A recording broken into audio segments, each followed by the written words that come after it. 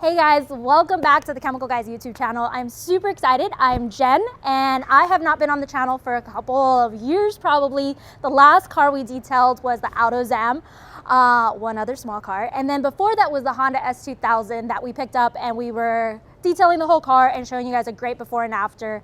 But now I picked up a 2015 Mini Cooper S, and what I'm excited to show you guys is we're gonna show you everything you can do when you pick up a new to you car or a used car and the top tips to do to see what the true condition is of the paint. So I'm not sure what we're gonna do to it. The best first step to do when you're detailing the car is to wash it first, because we don't know what's underneath the dirt that's there, that first superficial layer. And then after that, we're gonna do some clay bar. We're hopefully gonna polish it, and we're gonna show you how to bring your used or new to you car back to a great looking car that looks almost brand new. And so we're gonna go through all the steps. I'm gonna bring in Joey, I'm gonna bring in some of the team members, I'm gonna do it as a collaborative effort, and I'm super excited to show you guys and show you the full steps from 1 to 10. So stay tuned.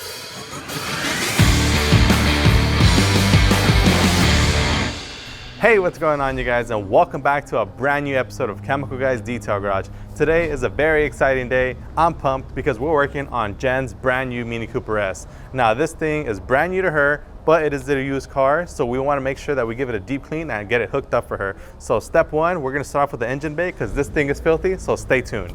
So if you guys join me right here up close, we'll inspect this engine bay and we'll just check it out, and you guys will see that this thing is very filthy, has a ton of dirt, dust, debris. I have a bunch of leaves and twigs all over the surrounding of the engine bay, and you can definitely tell that this thing needs a deep clean. So to start off this process, I'm going to start off by cleaning out the stuff that we don't need there, such as those leaves, twigs, and all the stuff that's in the surrounding areas of the engine bay. Now normally I would just grab my Pro blow that stuff out and be on my way. However, in this case, we are at the detail garage. I don't want to make a mess, so the easiest way to not make a mess and clean it up is simply vacuuming it.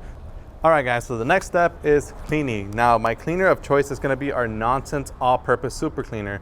Now this is great because you can use it on virtually any application: interior, exterior, engine bay, door panels, dashboards, carpets, fabrics, undercarriage, you name it. This thing works on virtually all surfaces. Now the good thing about it is that you can actually dilute it as well, and that's why I have it in this sprayer, which you may not recognize. This is a 32-ounce sprayer, and the reason I have it in here is because I have it diluted to a 20-to-1 ratio, and that works out great so that you achieve much of a more mild clean and you stretch your products to go a little further. So we'll go ahead and start off the clean process right now. So the method that we are going to be using with our Nonsense is that we're actually going to be using our pressure washer to go ahead and help us clean the engine bay from all those hard and intricate areas.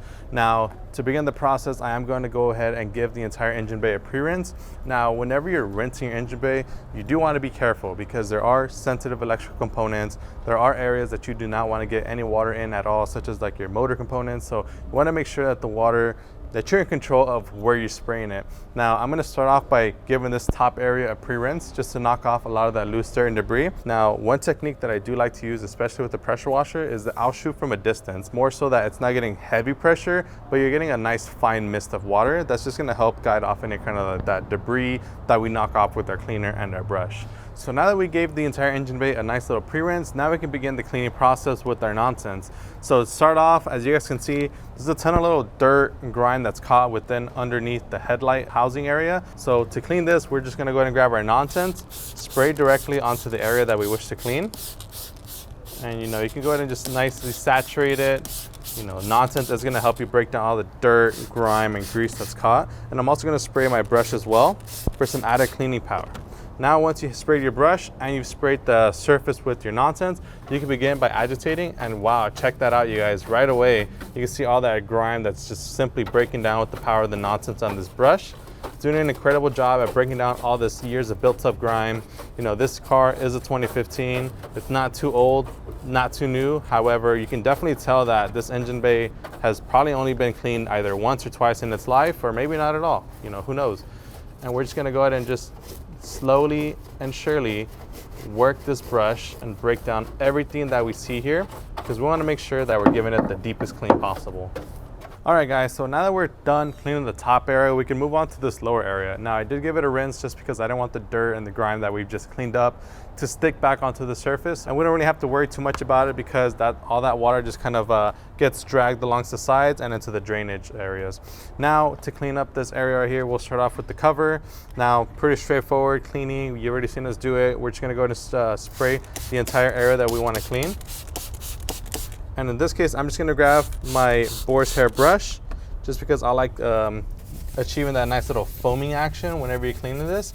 That works out great, especially so that you uplift the dirt and grime from all these hard to reach areas and making it a lot easier for you to just go ahead and rinse it right off.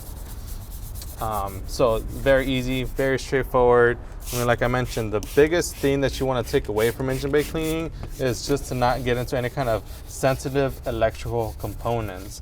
Now, a lot of these areas, they are, sealed, and a lot of car manufacturers, they do a very great job at waterproofing a lot of these things right here, but you still do want to make sure to just keep your chemicals and your water away from these areas, because if you can refrain yourself from $1,000 of damage, then why not? If I can prevent myself from doing that, I'm definitely going to take any precautions that I can. Super easy, very straightforward. You can clean all these areas that look the dirtiest. Most of the areas that aren't so bad, you can literally just spray them with some nonsense, and the pressure washer will end up doing most of the job for you. And the nonsense as well does an incredible job at uplifting that dirt and grime, making all this cleaning very easy for you. And it doesn't really matter if I'm getting it on the windshield over here, because we're still going to end up cleaning the exterior of the vehicle, so we are going to foam wash it anyway. So it doesn't necessarily matter the mess that you make, and that's exactly why we chose to clean the engine bay first, because it's very dirty and we are going to make a mess while cleaning it, because we're going to get water all over the place. We're going to get it all over the sides, the fenders, maybe on top of the hood as well, the headlights. So that's why I like doing the engine bay first, because you get that dirty stuff out the way. And it's just kind of like whenever you're cleaning the exterior vehicle, you clean up your wheels first because they tend to be the dirtier part of your vehicles, and that way they're clean. And then once you clean your vehicle, you just rinse it and then just dry everything all in one go, as opposed to washing your car, then cleaning your wheels, making a splatter of dirt and grime. It gets back onto your paint, then you're gonna have to re-clean those areas. So it's just kind of working against how you're supposed to be cleaning. So this case makes it very easy and convenient for us, so we can just clean the engine bay and get it out the way. All right guys, so now that we are completely done cleaning it, we gave it a full rinse down. We cleaned off all the dirt and grime and the residual of the cleaner. Now that it's all rinsed down, we're gonna proceed to drying it and move on to the last step in this process, which is conditioning all the engine bay plastics.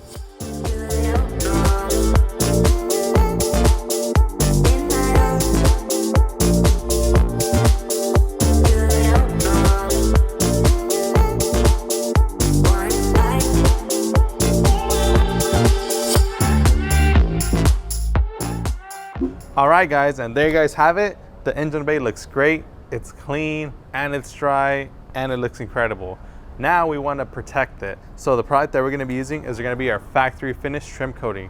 Now factory finish is an aerosol dressing that restores the original factory sheen of any kind of exterior rubber and plastic surfaces. So in this case, we're going to be using it in our engine bay. As you can imagine, it'd be very tough to get into all these little intricate areas with an applicator and a dressing. Trying to get into every single little intricate area of this engine bay, I'm going to be here literally all day. With this product, with this aerosol dressing, it's going to allow you to coat your entire engine bay in a matter of minutes. In this case, my way and my personal favorite way of applying it is applying a fine mist and then simply grabbing a microfiber towel, coming back, and then just working in whatever product happened to land on the surface that you're applying it to. And just like that, makes it very easy for you to just apply it.